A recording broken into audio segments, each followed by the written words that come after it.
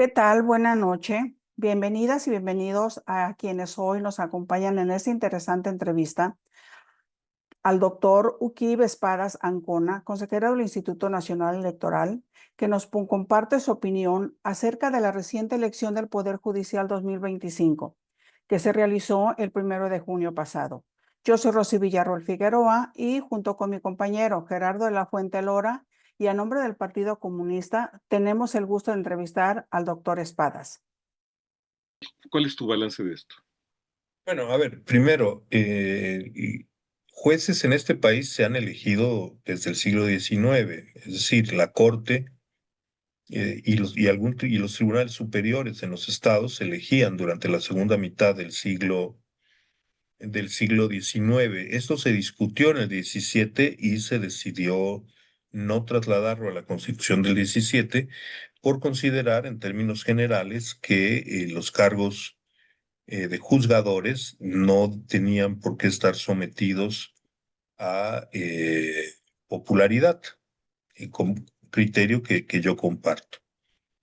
En ese sentido, bueno, yo tengo que ser muy claro. Yo expresé mi opinión sobre la reforma judicial antes de que ésta tuviera lugar y, bueno, no la cambié a partir de que esto se aprobó. Es decir, yo creo que las elecciones no son el instrumento idóneo para elegir jueces. En posiciones intermedias, digamos, una posición intermedia sería valorar cuáles de estos cargos son pertinentes de elegir y cómo. Esto, sobre todo a la luz empírica de lo que ocurrió el domingo primero. Ujú. Nosotros podemos observar, por ejemplo, que la proporción de abstención, voto bueno, independientemente de la abstención, eso merece un análisis aparte. La proporción de voto blanco dentro de las personas que fueron a votar, votos blancos o anulados, eh, por un lado es una proporción muy alta en cualquiera de las elecciones, pero por otro lado encontramos que es una proporción todavía más alta en las boletas donde más votos se emitían, es decir, las boletas donde mayor abstención hubo, donde mayor voto nulo hubo, fueron en primer lugar la boleta de magistrados de circuito y en segundo lugar la boleta de integrantes de la Corte. Esto tiene que ver no nada más con una cuestión de costumbre, acostumbramos votar con una sola marca en boleta, sino con la practicidad de ello. En una elección de diputados, senadores, presidente de la República, para empezar, las grandes marcas juegan un papel crucial, esto es, la existencia de partidos políticos que sirven de marco general de referencia y sobre la base de lo cual la gente orienta su voto de manera muy mayoritaria, independientemente de que existe en México un voto diferenciado significativo, es decir, no todo mundo le apuesta todo a un solo partido, sino que dependiendo del cargo puede diversificar su voto. Lo cierto es que la votación se sigue definiendo fundamentalmente en torno a los partidos políticos. En esta elección no tuvimos eso. La elección era en principio estrictamente individual, pero hay que agregar además que las campañas fueron sumamente restringidas. Entonces, una campaña muy restringida en términos de su capacidad de expansión, con una enorme cantidad de candidatos que solo se podían promover en lo individual, pues generó una elección con poco involucramiento popular y que en consecuencia sus resultados estuvieron definidos más por la capacidad de movilización de uno u otro grupo o por el consenso social preexistente de uno u otro grupo que por la auténtica promoción y conocimiento de las personalidades que disputaban los cargos. Es decir, si bien legalmente y en términos de lo que se promovió de esta reforma es que se votaba individualmente, la realidad es que se votó fundamentalmente por afinidades políticas y esa fue una función de los acordeones, independientemente del hecho de que fueron ilegales desde distintos puntos de vista. El más elemental de ellos es que se trató de propaganda, primero que no podía hacerse por ser colectiva y eso está expresamente prohibido, y segundo porque implica un gasto que nunca fue declarado.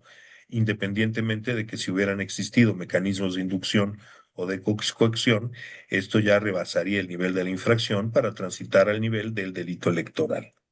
Ok, Eh, pero perdona, sobre sí, ese punto se ha dicho, bueno, supongo que sí, que hubo poderes, partidos tal vez, que hicieron acordeones y que los generalizaron. Pero también hubo, se ha dicho acordeones desde abajo, y es cierto, todos tuvimos esa experiencia, porque justo el número de posiciones y de cosas que había que tomar en cuenta era mucha, y la gente empezó a comunicarse entre sí para tomar decisiones sobre eso, pero no eran, bueno, tampoco eran todos, bueno, pero los no eran grandes tirajes de centralizados, ¿no? acordeones impresos a todo color y masivamente, eso no fueron acordeones desde abajo, ¿eh? Ya, pero también hubo acordeones desde abajo, ¿no? Sí, lo cual es totalmente legal. Es decir, tú como persona tienes derecho a hacer tus apuntes, a consultarle a la gente de tu confianza, a consultarle a la gente con la que tienes afinidad política. Voy todavía más lejos, a Ujú. consultar el asunto con aquellos con quienes tienes lealtades políticas. Eso es una cosa. El que haya habido una producción masiva de acordeones es diferente de esto otro. Pero hay que decir además que la producción masiva de acordeones fue ilegal por problemas del diseño mismo de la ley. Es Ujú. decir, si la ley hubiera tenido medidas más laxas, por ejemplo, para recibir donaciones en campañas, los acordeones hubieran sido simplemente propaganda, siempre y cuando no se utilizara un método coactivo para su distribución. Si simplemente se hubieran distribuido para quien les quisiera hacer caso, hubieran Ujú. sido legales si ese gasto hubiera Ya, estado permitido, pero ese gasto venía prohibido desde la ley, que eso es parte de los problemas. ya. Es decir, Y los líderes de opinión que en sus videos, en sus artículos dijeron, yo voy a votar por estos. ¿En qué lugar de de legalidad o ilegalidad están? yo lo dejaría como libertad de expresión. Hubo quienes hicieron análisis más o menos sofisticados, gente que hizo tablas, que calculó medidas, valoró currículos. Hubo quien soltó un higadazo en TikTok. En cualquiera de los dos casos se trata de de expresiones libres, es decir, el INE ni ninguna autoridad tendría por qué meterse en esto. Es decir, lo que la ley protege, lo que la Constitución protege es la libertad y la autenticidad del voto. Tú eres libre de votar por quien quieras y la autenticidad se protege estableciendo prohibiciones sobre la coacción y la inducción. Es decir, que alguien te diga, oye, mira, acá tienes este acordeón, y acá con esta otra mano te estoy dando la despensa. Ujú. O te recuerdo que el día primero votas y el día 15 cobrarás tu beca dependiendo de cómo haya salido la votación. Viejos mecanismos con los que tuvimos que lidiar durante décadas, y que hoy son ilegales. Claro. Y que en todo caso, me parece a mí, por las evidencias que tenemos, las medidas de coacción que pudieran haber habido no fueron lo que determinó los triunfos electorales que hubo. Entre otras cosas, si se hubiera tratado de una operación de Estado como las que acostumbrábamos, pues los ganadores no hubieran estado todos debajo del 50% de los votos, como es el Claro. caso, ¿no? Ujú. Ok, y yo tengo una duda ahí sobre el INE y su estructura. El INE es un aparato pensado para las elecciones políticas, digamos, con las marcas, tú sabes, con los partidos políticos. Y de hecho, en el Consejo General solo votan los consejeros, pero el Consejo General está integrado también por representantes de los partidos. Esta estructura parecería muy inadecuada para este ejercicio que justo era ciudadano, ¿no? No era Bueno, político. No hubo a ver, un... era político. Los ciudadanos son políticos y los políticos son ciudadanos. Yo no creo que se pueda hacer una elección sin políticos. Aquí hubo un debate político, hubo una discusión política y ganó una tendencia política, lo cual me parece perfectamente claro si vemos las candidaturas que obtuvieron la mayor parte de los votos. Pero independientemente de eso, el problema no es el diseño del aparato del instituto, el problema es el muy mal diseño de la elección. A Ya, ver, en una elección federal normal, nosotros tenemos que manejar tres boletas con un voto cada uno. En esta elección tuvimos que manejar seis boletas con 38 votos en total, sí, sí. lo cual hacía que de entrada las boletas fueran incontables en la casilla. Esto fue lo que obligó a llevar los cómputos a los distritos, rompiendo efectivamente un tramo de vigilancia ciudadana, Ujú. lo cual me parece sumamente indebido. Vamos, no. no fue como pretendieron algunos mentirosos que circulan en todos los niveles, que esto era para que el INE rellenara los paquetes de acuerdo con los intereses de la 4T y no sé qué otras fantasías, pero la realidad del caso es que sí hubo una reducción en la capacidad social de vigilancia sobre el proceso Ujú. electoral, resultado de un número de votos imposible materialmente de manejar en la boleta. Es decir, hubiera significado procesos de conteo de 20, 30 horas más después de cerrada la casilla. No, no hay manera de exigirle a ciudadanos que están dando su trabajo voluntario que se queden de pie 48 horas para andar contando votos. No era factible. Por eso se dio la única solución posible, que no fue una solución que pudiera garantizar la vigilancia ciudadana en todo el proceso. Y esto, pues me parece que es algo que no se debe repetir. Claro. Entonces, la única forma de evitar esto es que el número de votos que se emite en la casilla se pueda contar en la propia casilla. Eh, Pero me parece a mí también que para el entendimiento de la ciudadanía, para que una persona con interés en involucrarse, interés en informarse, pueda hacerlo invirtiendo cantidades razonables de esfuerzo y tiempo. Pretender que una gente meta 200 horas de estudio a Sí. los expedientes de los candidatos para tener un voto informado, pues realmente es irracional. Y lo que va a ocurrir es que efectivamente la gente va a orientar su voto de acuerdo con criterios de personas a las que les tiene confianza por distintos motivos. Y eso ya me parece a mí induce un ruido importante en la autenticidad del voto. Entonces, vamos, creo que lo primero es, a ver, necesitamos diseñar un sistema si se va a insistir en el sistema de elección de jueces, tenemos que insistir tenemos que rediseñar el sistema primero para que sea comprensible y apropiable por la ciudadanía. Es decir, yo sé por qué voy a votar, yo sé quiénes son los candidatos que están en competencia y yo sé cuáles son las diferencias centrales entre los distintos candidatos. Esto de entrada obliga a no votar en esta cantidad. Me parece a mí que de entrada deben quedar fuera de la elección los magistrados de circuito y los jueces de distrito. Entre otras cosas, son tribunales y jueces especializados. No se supone que la ciudadanía tenga conocimientos de ese grado de especialización. No es lo mismo que escoger un diputado al que se escoge por afinidades programáticas generales, aunque no se conozcan las particularidades del programa electoral. Yo voto por la izquierda, yo voto por la derecha, yo voto más o menos por estas convicciones. Eso no puede existir. Me parece que es imposible que exista a la hora de elegir por jueces especializados. ¿A quién prefiere usted como juez en materia mixta para el circuito donde vive? ¿A la abogada fulana o al abogado mengano? ¿Cómo? Juez de qué cosa mixta? ¿Cómo es eso? ¿Van niños y niñas a ese juzgado? ¿Qué quiere decir lo mixto del juzgado, no? ¿A quién quiere usted en el Tribunal de Apelaciones en materia de telecomunicaciones? ¿Y eso como para cuándo es? Para cuando la compañía no me reconozca el saldo de mi teléfono, entonces yo te escalo al Tribunal de Apelaciones en materia de telecomunicación y esos que están en la boleta, ¿quiénes son?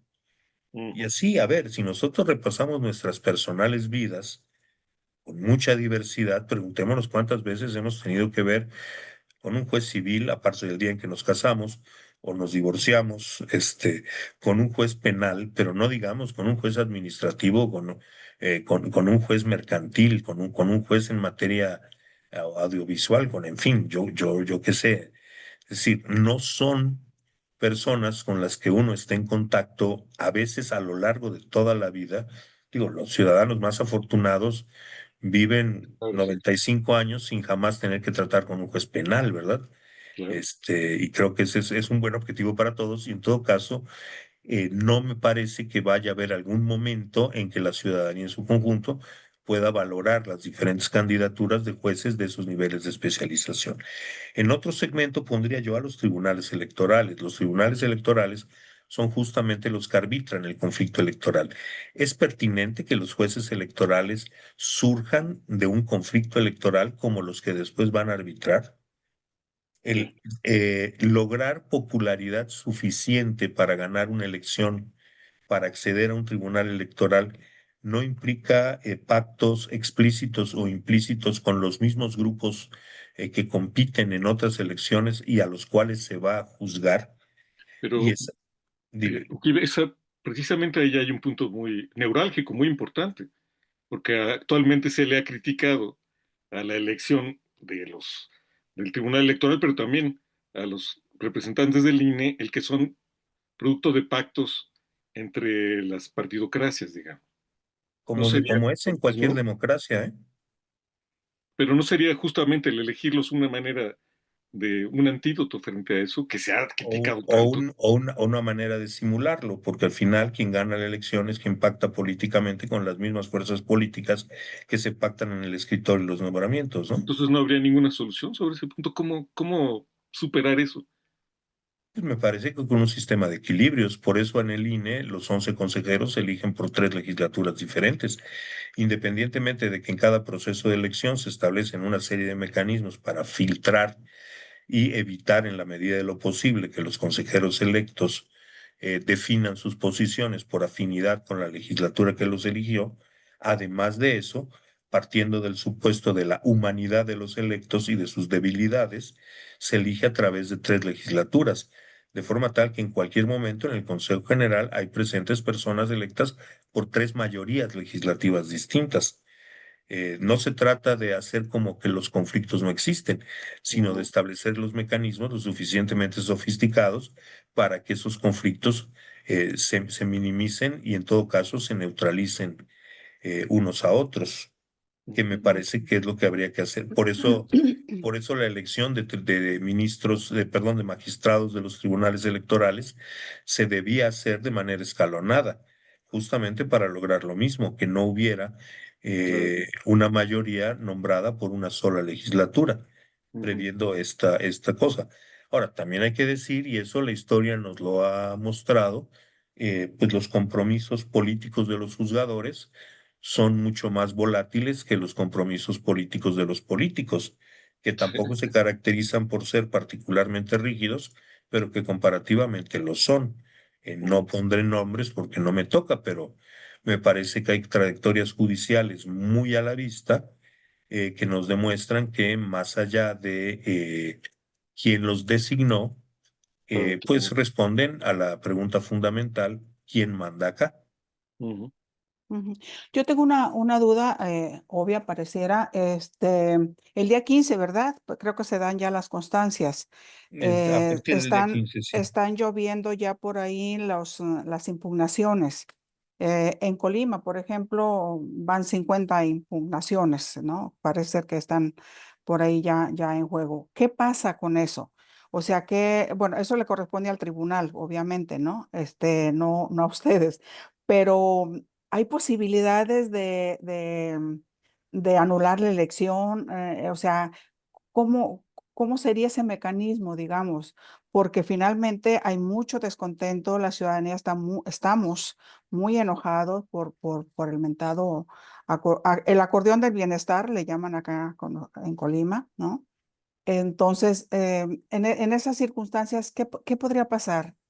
O- A ver, habría que ver el carácter de las impugnaciones. Yo quiero decirles que con motivo de este asunto de la democracia incluyente, que a veces es más incluyente que democracia, una parte importante de los conflictos que nos han llegado primero a nosotros y transitarán al tribunal es de gente que dice, pues yo tuve menos votos, pero me merezco más ocupar el cargo porque soy mujer, soy LGBT, tengo discapacidad. Es decir, desde hace, básicamente desde 2021, se abrió la puerta de que lo más importante en las elecciones no es si la gente te vota, sino si en ti están condiciones que tú puedas recriminar, como que antes históricamente a alguien con tus características lo dañaron y entonces tú tienes derecho a cobrar una factura que se le debe a los anteriores y que en consecuencia esa factura está por encima de los votos. Eso es un problema muy grave. A ver, y lo voy a decir con todas sus letras, porque más vengo de tener una discusión sobre esto. La democracia paritaria. A ver, es que últimamente hemos desarrollado mucho la paridad, pero la parte democrática de esa paridad está muy grabada. Sí, la paridad ha llegado al grado de que la autoridad corrige la forma como la gente votó. Ustedes, ciudadanas, debieron elegir 250 diputados y 250 diputados, pero como votaron mal y eligieron Ujú. 252 diputados y solo 248 diputadas, esta autoridad va a corregir su forma errada de votar. Y entonces quito el carácter de diputados a dos electos y designo a dos diputadas que no fueron electas. ¿Es paritario? Sí, totalmente paritario. 50% y 50% es paritario. ¿Es democrático? No, porque ignoramos la votación de decenas de miles de personas, incluyendo decenas de miles de mujeres, que ese es un gran problema de la así llamada democracia paritaria, que se Mm. preocupa mucho porque las posiciones sean distribuidas equitativamente entre políticas y políticos, pero que no presta mayor atención a que las políticas lleven consigo la representación de las mujeres a las que dicen representar. Y esto me parece es uno de los grandes problemas. Lo mismo podemos decir de las 5 cuotas que han sido Ujú. reconocidas como únicas condiciones de discriminación por el tribunal, a pesar de que la Constitución establece otras condiciones de discriminación, especialmente las condiciones socioeconómicas. El tribunal ha dicho que no, que solo Ujú. existen 5 condiciones de discriminación aptas para referir compensación electoral, que ninguna de ellas tiene que ver con la pobreza, porque qué cosa tan fea vamos a estar preocupándonos de los pobres, ni que fuéramos comunistas, y que lo que importa es proteger las condiciones de identidad independientemente de las condiciones de discriminación, aunque eso sea lo que diga la Constitución, pero al fin de cuentas la Constitución la escriben 628 pelados que ni abogados son, y para Ujú. eso el tribunal tiene el mandato superior de ignorar la Constitución cuando de acuerdo con sus propios prejuicios sea pertinente ignorar.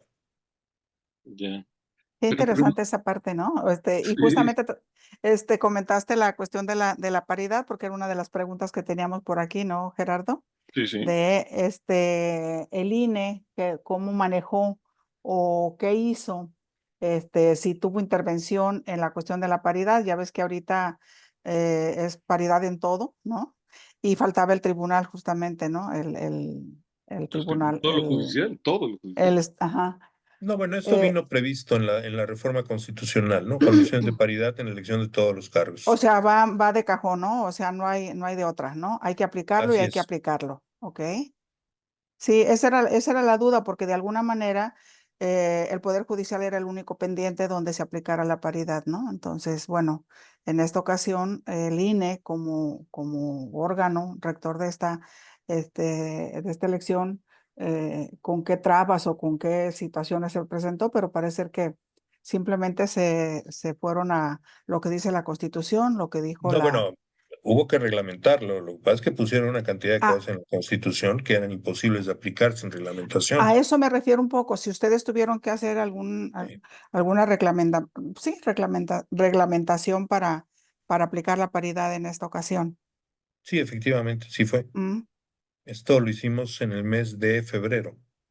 ok. Las reglas de paridad se establecieron desde antes de que de que se terminara el registro de candidaturas para evitar cualquier sesgo que pudiera ser o parecer orientado a alguna persona en lo particular. Ya. Ujú, ujú. Yo te preguntaría, entonces, ¿cuál es tu balance ahora que decías lo del tribunal que decide la paridad, se salta los votos y decide la paridad? Mucho de esta reforma trataba de atacar una serie de vicios del Poder Judicial. No los atacaron. A ver, ¿cuál es el principal vicio del poder judicial? El Ujú, principal vicio del poder judicial es el garantismo realmente existente, que Mm, tiene muy poco que ver con el garantismo utópico. Nosotros ujú, tenemos experiencia en esas distancias entre lo utópico y lo existente. El garantismo utópico dice que el juez debe valorar que en los resultados finales de los procesos no se violen derechos humanos de las personas y en todo caso sobreponer los derechos humanos de conformidad con la Constitución y las convenciones a los actos administrativos e incluso judiciales. ujú. La lectura que se ha hecho en la vida real de esto es que yo juez puedo fallar lo que me dé la gana ignorando la ley y la Constitución en función de lo que me dé la gana, mis propios prejuicios, mis intereses o el tamaño de la propina que recibí. Y entonces lo único que tengo que hacer es oponer a la ley que tendría yo que obedecer para fallar en un sentido, un principio real o imaginario que extraigo de la Constitución o de cualquier otro lado, le doy el tamaño que quiera, se lo pongo a la ley y resuelvo los casos exactamente como me interesa resolverlos por razones distintas de la aplicación del derecho. Ese problema transita intocado al nuevo sistema judicial. Es decir, los jueces que actuaban arbitrariamente, por ejemplo, para beneficiar a defraudadores fiscales, y que argumentaban en contra de las leyes fiscales, supuestos principios de derechos humanos vigentes en la Constitución, y se concluía que el señor no tenía por qué pagar los varios millones de pesos que le debía a Hacienda. Pues esto puede seguir pasando porque no hay nada que lo impida. Es decir, la facultad de los jueces de ignorar las leyes y la Constitución bajo pretexto de hacer concordar sus resoluciones con la Constitución o con las convenciones, el control de constitucionalidad y el control de convencionalidad no están codificados, son materia abierta para que cada juez haga exactamente lo que le dé la gana, y eso se va a mantener exactamente igual. Y entonces Híjole. la responsabilidad ante los electores no modifica nada. A ¿Cuál sería ver, tu balance final de todo esto?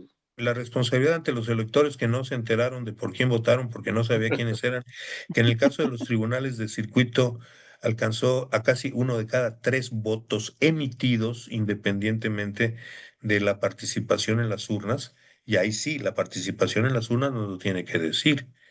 Es decir, eh, a ver, ¿por qué la gente no fue a votar? Porque segmentos radicales de oposición dijeron que no se fuera a votar.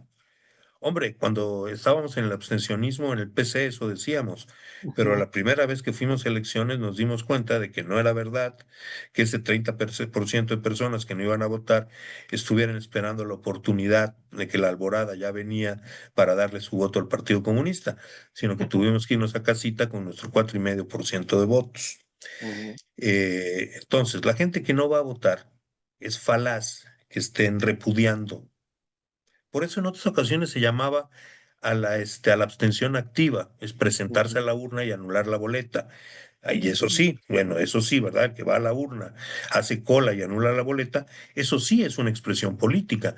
Pero el simplemente tengo cosas mejores que hacer con mi domingo no es una expresión política, es no me interesa lo que ustedes van a hacer este domingo. ujú, Y entonces, una de las lecciones me parece que hay que entender desde la política en el sentido más amplio, es que la elección judicial no generó pasiones ni en un sentido ni en otro a nivel del conjunto de la población. Generó pasiones y polarización en el círculo rojo, entre los comentaristas, entre los militantes políticos o los activos políticamente, olvidémonos de si militantes o no, y los resultados están allá. Es decir, un 13% de quienes tenían derecho a hacerlo fueron a votar. De allá, 1 de cada 5 votos, en el mejor de los casos, se quedó en blanco. ujú, Y pues el resto de la población realmente no manifestó interés. ¿Quiere decir esto que hay que seguir insistiendo hasta que la población se interese? Hombre, pues no, hay que entender cuando las cosas no le interesan a la población. Y aquí voy a decir otra herejía. ujú, El Instituto y el Estado mexicano cada 3 años invierte toneladas de culpa y de recursos en tratar de lograr que 20 millones de mexicanos en los Estados Unidos voten en las elecciones mexicanas. ujú, 20 millones de mexicanos en los Estados Unidos jamás van a votar en las elecciones mexicanas, porque el interés diario y cotidiano de estos paisanos sería votar en las elecciones norteamericanas para discutir a las personas que hacen las leyes que rigen sobre ellos y elegir a los gobernantes que gobiernan sobre ellos, y no decidir lo mismo sobre las leyes y los gobernantes de los primos que se quedaron en México. Entonces, a mí me parece muy bien que el Instituto Electoral haga esfuerzos para que todos los mexicanos en territorio extranjero, no solo en los Estados Unidos, puedan ejercer su derecho al voto. Pero debemos de salir de la fantasía de que si nos esforzamos lo suficiente, un día ujú. 20 millones de mexicanos en los Estados Unidos van a votar. No va a ocurrir. Ya. No va a ocurrir por cuestiones políticas y por cuestiones inherentes a la democracia. Claro, sí, sí, sí. La Sí, democracia expresa por el mundo real, pues, ¿no? es efectivamente, o E sea, no sé, intereses, ¿no? De ellos mismos. Me mi tío interesa más votar Fernán, por donde viven, por personas por donde estoy viviendo sí, y mi de tío quien me da Fernán, de que vivió comer. 40 años en Nueva York, a los 20 años de vivir en Nueva York, quién era el presidente de México no le importaba, no le interesaba. ¿Qué se iba a discutir Claro, en la reforma fiscal en México? Le daba soberanamente igual. Ujú. Él lo que necesitaba, y al final lo hizo en su vida porque se nacionalizó gringo, pues era votar en las elecciones en Nueva York. Pues Porque sí. de eso se trata de la democracia, de que los gobernados se den gobierno, de que los gobernados se den leyes. Ujú. Entonces, bueno, porque además, y también hay que decirlo con toda claridad, la pasión por el voto de los mexicanos en el extranjero se vincula directamente a los cálculos que los distintos partidos y grupos políticos han tenido momento a momento y que en sus cuentas alegres estiman que ahora sí va a haber una Ujú. cascada de votos del otro lado del río que van a beneficiarlos a ellos. Y esto no ocurre. Para efectos prácticos, y esto tiene que ver también con otras legislaciones. Para efectos prácticos, lo que tenemos es un distrito de mexicanos residentes en el extranjero. Votan 190,000 personas en el extranjero, lo que vota en cualquiera de los 300 distritos federales en México. En ese sentido, el diseño de la Ciudad de México está bien. La Ciudad de México tiene un distrito de residentes en el exterior.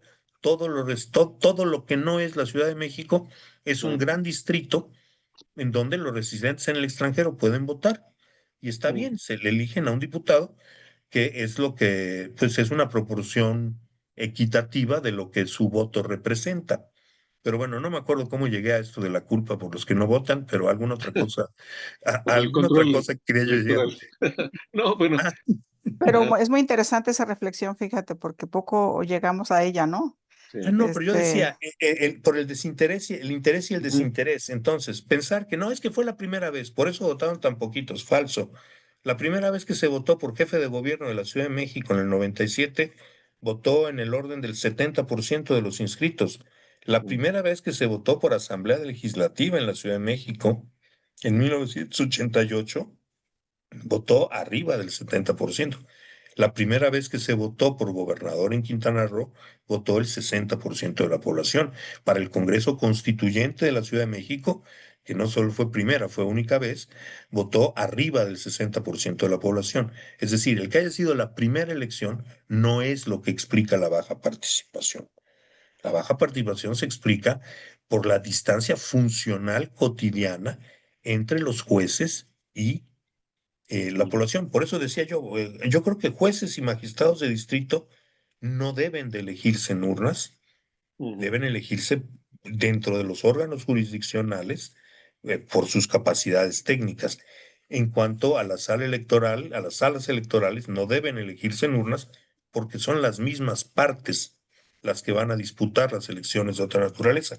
Llegados Ujú. al caso, a mí me parecería aceptable que se eligiera en urnas a la Suprema Corte de Justicia de la Nación y al Tribunal de Disciplina Judicial. Sí, sí. Porque además, en última instancia, hagámonos cargo de que las posiciones en la Corte siempre habían sido ocupadas por personas en las que se conjuntaban ciertos factores políticos, no nada más su capacidad jurisdiccional. Claro. Y en algunos casos era estrictamente por su afinidad política. Aceptando esto, que no debería ser así, pero que así había venido siendo, yo puedo transitar a que estas posiciones se elijan en urnas. Es decir, si vamos a elegir abogados políticos, está bien, elijámoslo todos en lugar de que se elijan por un acuerdo entre presidencia y Senado, que a mí me seguiría pareciendo lo mejor, pero puedo aceptar que el otro tiene sentido. No me parece que elegir jueces civiles, jueces penales y jueces administrativos tenga sentido. Ya. Y bueno, entonces, ¿qué seguiría? ¿Cuál Una sería? reforma, ¿Qué me parece tendríamos que que hay que hacer? hacer una reforma, pero una reforma discutida, no una reforma de yo tengo la mayoría, puedo hacer lo que me da la gana, ahí les va y sóbense. No, Ujú. se tienen que tener en consideración lo que pasó, Ujú. Ujú. leerlo con mucha frialdad, leerlo en su objetividad, no tratar de encontrar lo que no estuvo ahí. Es decir, hay una contradicción entre decir, el pueblo exigía la elección en urnas de los juzgadores y luego decir, pues el pueblo decidió no venir a la elección. Claro. Pero a ver, si nosotros medimos en términos de la generalidad, me parece que sí podemos encontrar una gran distancia, un gran descontento incluso con el Poder Judicial.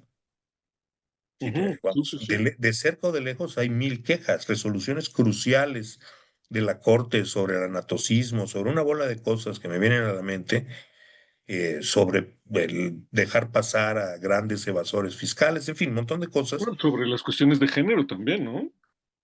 Digo, ¿En qué protección sentido? a golpeadores, a machines, hay todo un área. También Sí, hay. Sí, allá hay una cantidad de cosas de donde digamos que un descontento social frente al Poder Judicial existe. A ver, yo mismo lo he dicho, a mí me parece que estaba bien purgar el sistema judicial. No me parece que la elección popular haya sido el mejor mecanismo para la purga. Ujú, Pero bueno, me parece que tenemos que revisar por quién votar, por quién se vale votar, por cuántos votar por boleta. La idea de todos votemos por todos está diseñada para que una mayoría relativa dentro de la sociedad pueda elegir al todo. La primera ujú, pregunta es, ¿eso está democráticamente bien? Quien tiene ujú, la mayoría debe ser quien decida el 100%, contrario a lo que decía López Portillo cuando presenta la representación proporcional al Congreso. La democracia mexicana ha venido confundiendo la mayoría con el todo. ujú, Ahora el tránsito democrático es revertir eso. Ahora debemos dejar de reconocer pluralidad y tratar de buscar una unanimidad electoral donde lo que hay es una gran diversidad social. Y en ese sentido, y eso tiene que ver con el número de personas por las que se vota, en Bolivia, de donde se copió el modelo, la ujú, gente vota solo por los órganos superiores del Poder Judicial, cuatro en el caso de Bolivia, porque el Tribunal de Justicia y el Tribunal Constitucional son dos tribunales diferentes. También tienen un tribunal agroambiental y un tribunal de disciplina. Eh, pero bueno, ahí solo eligen a los cuatro tribunales superiores y ujú. votan por una persona en cada boleta, Ya. Sí, sí, lo sí. cual hace que, bueno, que efectivamente una mayoría relativa no puede llevarse todo el órgano, Claro. pero hace que sea mucho más fácil para las personas conocer a un cierto número de candidatos en su circunscripción y escoger a uno por el cual votar. Oye, y dará tiempo, tenemos la siguiente elección en 3 años, ¿no? Esto lo puedes resolver en 8 meses de legislación, a cambio de que legisles. Si Ujú. simplemente es, pues a ver, lo que se me ocurrió lo pongo en una reforma y a ver qué sale, pues eso sí lo puedes hacer en 30 días, pero esto lleva Oye, un poco más. de acuerdo al resultado, pues, de este primer ensayo disque democrático, ¿crees que van a modificar la reforma? ¿Va a haber reformas a la reforma Pues yo electoral? esperaría que sí, tanto como pronosticarlo, no me atrevo a tanto. Ujú. No Pero sé como que hasta se dónde. impone, ¿no? Ya una revisión así, porque pues no se puede quedar así con los resultados que se tuvieron, ¿no? No sé. Bueno, a ¿Cuál ver, sería tu opinión? en la elección de magistrados de circuito tuvimos una nulidad de votos 10 veces superior a las de una elección legislativa. Mm, Eso me parece que tiene que llamar la atención. Claro. Es decir, si queremos que la legitimidad de quienes ocupan los cargos sean las urnas, tenemos que esperar, uno, una participación que potencialmente pueda ser mayoritaria. Y Ujú, dos, que quienes van a la urna efectivamente voten. ujú. Pero en elecciones que se están ganando por forfeit, Sí, pues sí. el adversario no se presentó. Ujú, Ese es otro tema que hay que discutir. La decisión medio difusa de la oposición de no presentarse a la elección, de llamar a no votar, ujú, que me parece que, como ha ocurrido desde hace muchísimo tiempo, pues es un error. ujú. O sea, si soy una minoría y me van a ganar en las urnas, pero además decido no participar, Pues sí. pues aquel poco que hubiera yo podido obtener, lo dejo de obtener. Y entonces esto se vuelve una profecía autorrealizada. Claro. Vean, ellos ganaron todo. Pues, ¿y cómo no van a ganar todo si tú no competiste? Ujú. Pues sí. No Y, sé, y, Rosa, si tengas alguna otra pregunta. Yo, No, no, no, me parece que fue muy, muy claro, ¿no? Era más o menos lo que habíamos comentado, que nos pudiera él, este, aclarar aquí y bueno, no sé. Ya lo que siga es ver ¿Qué, si le tus, comprendimos tus perfectamente lo que nos dijo. reflexiones finales para nosotros? ¿Eh? No, a ver, Serías? a mí me parece que aquí hay varias cosas que están en juego. Lo primero es que sigue en el debate público, aunque no hay una reforma en este momento, la pertinencia del INE como organizador de elecciones. Y me parece Sí, que en esta elección, con condiciones extraordinariamente difíciles, con un proceso muy mal diseñado en la ley, el INE hizo un esfuerzo máximo y con un recorte presupuestal sin precedentes. El INE hizo un esfuerzo y demostró que tiene la capacidad para realizar una elección íntegra en las peores condiciones de adversidad. Me parece que a eso tendría que ir aparejado y no hay en este momento un consenso político, no solo de permitir que el INE sobreviva, sino de dejar de sabotearlo económicamente. Ujú, Pudimos hacer la elección, pero tuvimos que hacerlo en la mitad de las casillas en que hubiéramos hecho una elección normal, con un número enorme de votos en cada casilla y otra vez con cómputos que tuvieron que remitirse a órganos distritales que se hubieran podido hacer con otra distribución de casillas y con otras boletas en en la propia casilla. Y ese me parece que es el punto que hay que rescatar. Cualquier ok, diseño de una sí, elección tiene que permitir que sobrevivan los mecanismos de vigilancia ciudadana que han garantizado elecciones limpias en este país. No estamos en condiciones como país de relevar la vigilancia ciudadana por vigilancia estrictamente institucional, por mucha confianza que se pueda tener en la autoridad electoral. excelente. Tienes sí, toda sí, la razón. Comparto sí, plenamente lo que has dicho. Yo creo que como Gracias. organizaciones de izquierda nosotros deberíamos tomar esa perspectiva. Con frecuencia no estamos claros acerca de la importancia del aparato que se ha construido y de la forma en que los ciudadanos hemos construido ese aparato. Pero Y además un lo hemos aparato al hecho que la nosotros, izquierda ¿no? contribuyó mucho. Claro, claro, A ver, claro que sí. el gran empuje hacia el INE autónomo, es verdad que el PAN fue participante de esto, pero el gran impulsor desde el 88 fuimos nosotros, Sí, sí. los que llevamos al sistema de la Comisión Federal Electoral a la crisis funcional, fuimos nosotros. Fue en el 88 que quedó claro que una autoridad electoral eh, con mando en el Poder Ejecutivo no era una autoridad electoral capaz de sacar elecciones democráticas en este país. Sí, sí, ujú, así es. definitivo. Bueno, Uki, pues muchas Bueno, gracias. Ha sido de verdaderamente veras. No, formativo no, para al mí. contrario. Muchas gracias a ustedes.